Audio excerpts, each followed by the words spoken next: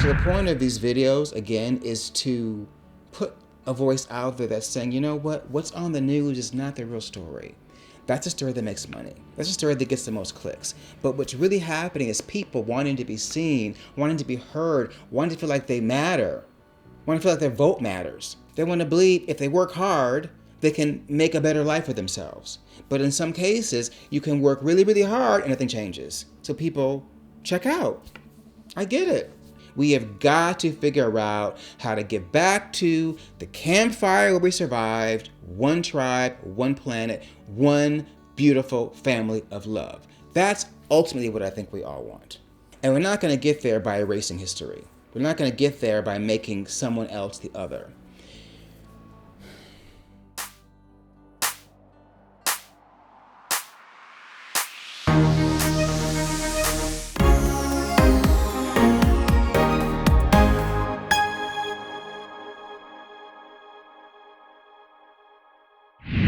So in honor of Black History Month, I wanted to do some posts about DEI and Black history and all of the things surrounding the African American experience. And to be honest, I've always been on the fence about Black History Month. I think having Black History Month is a double-edged sword.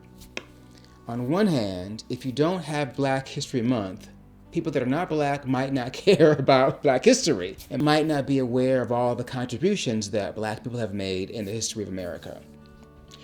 On the other hand, it sounds like our history is separate.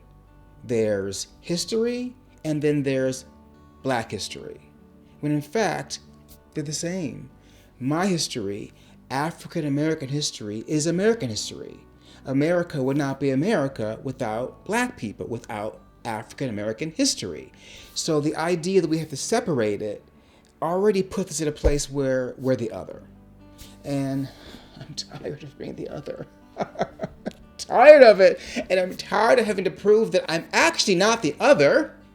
We're brothers and sisters, no matter what color you are, no matter what you believe, no matter where you grew up and how much money you make and what you can do physically, who you are, who you consider yourself. We are brothers and sisters. Always, from now until the end of time. So the idea that we have to pick out a section, a group, and celebrate them separately, otherwise go unnoticed, that's a problem with me. It's just been a problem. That said, it is a chance to celebrate all of our achievements, all of our contributions, and the beautiful, beautiful history that Black people bring to this country. This is what it is. Now, within all of that comes this concept of DEI, diversity, equality, inclusion, belonging, accessibility, all of those things. I'm on the fence about that too, because on one regard, DEI is just a social construct for monetary gain so that corporations, institutions, and organizations can check a box and say that we sorted out the DEI issue. We're diverse, we believe in equality and equity, and blah, blah, blah. And in fact, nothing's happening inside. In fact, a lot of directors of DEI and a lot of people that are pushing for DEI are just leaving the organizations because they're not being supported in a way where they can make a difference. All the sensitivity training in the world is not going to make a difference if people don't genuinely want to be on board with diversity, equality, and inclusion. And on the other hand, DEI is essential. DEI is good business. Without DEI, you're not having a diverse set of perspectives. You're not getting a real sense of who the people are that are buying your products or taking advantage of your services, and you're not being innovative. You're not going to be able to move forward and evolve with the world if you're in a bubble of your own people that think and look and feel like you do. So DEI is really important. But I don't want to call it DEI. Okay, DEI is annoying. It's a term that has been weaponized. It's actually dividing us and making it harder for people to belong. DEI is kindness. It's curiosity. It's empathy. It's belonging and respect. When we are kind to ourselves, the whole point of these videos, it is easier to be kind to others. When we're kind to others, that kindness is returned. And even when it's not returned, being kind is healing.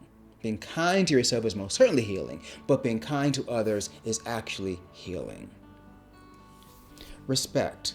If we respect our differences, our perspectives, and just give people the benefit of the doubt that what you're bringing to the table is valuable to me and vice versa, we're halfway there. It's perplexing to me why we can look at each other and assume that what you're bringing is not worth hearing and what I'm bringing is not worth hearing, and there's no respect and no appreciation, and then information is not passed on and our bubbles get tighter and smaller and more separate. If we just respect that, we might have different opinions, different perspectives, different points of view. Your point is valid, as is mine. We might not agree, but we respect that opinions we have may be different. And that's okay. And it's actually important. That's the point of DEI, is to have different perspectives at the table when decisions are made. Empathy. Imagining yourself in the shoes of others. Imagining what's it like to be someone else, and really taking a moment to try to feel what someone else might feel, what you might feel in that situation. And you'll find that we react similarly to similar situations because we are brothers and sisters, cut from the same cloth. One tribe, one planet. Curiosity.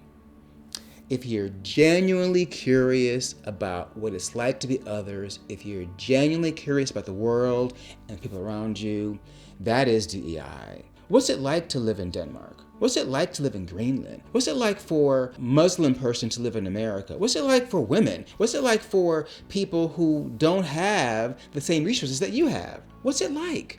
Let's get curious about what we can learn from each other, what our differences bring to the table, and how we can be better because we understand each other more. Curiosity. And the big one for me is belonging. Don't you want to belong? Don't you want to go to a place where you walk in the door and you feel like you're family? Wouldn't it be great to go to work and feel like you belong? Walk in the door and, hey, you're with family. Wouldn't it be great? It's a very simple idea, and it's essential. We evolved around the fire, telling stories and protecting one another from the elements, from the animals, from the things that could harm us. We literally became humans, bonded by belonging. So that is a part of our DNA. Wanting to be a part of something, a community, a team, family, is an essential part of being human. And if we don't have that, we are not functioning at our best. So if you're running an organization and your employees don't feel like they belong, then you got a problem, a big one. And it's quite common that people don't feel that way.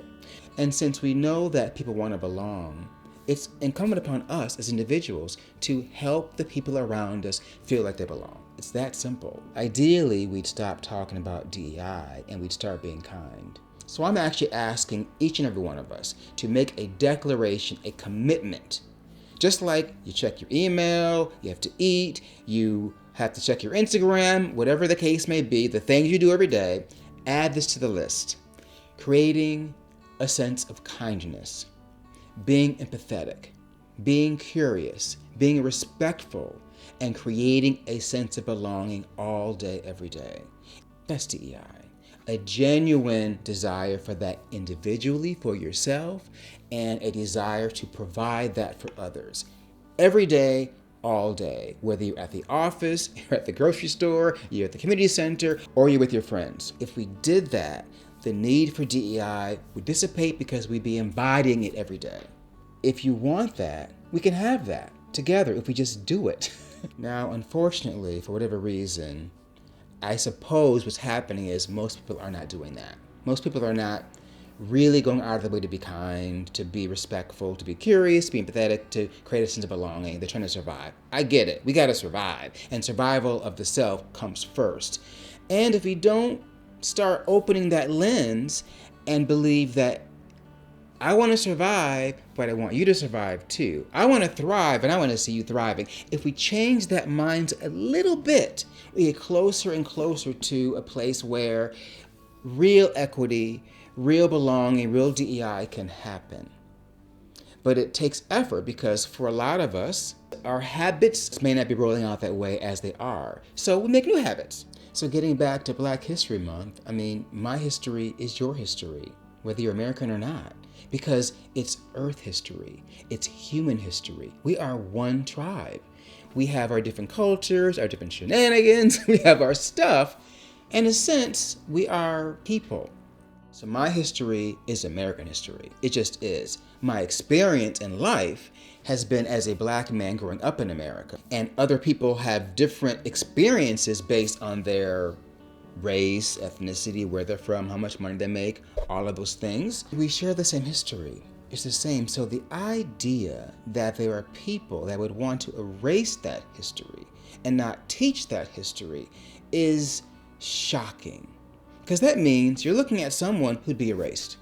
Because I've got great-great-grandparents on both sides of my family who were slaves. On my father's side, my grandmother's grandmother, my great-great-grandmother, was born a biracial slave named Mary Ellis. She had no last name, and her parents are unknown. She was freed when the 13th Amendment was adopted as part of the United States Constitution. What many people may not know is that slaves weren't officially free until June 19, 1865, now a holiday known as Juneteenth. My grandmother, who's still alive, knew her. So there are people alive today that knew slaves. Yes, my grandmother talks about her grandmother who would come and visit who was born a slave. And you know something? She was treated differently.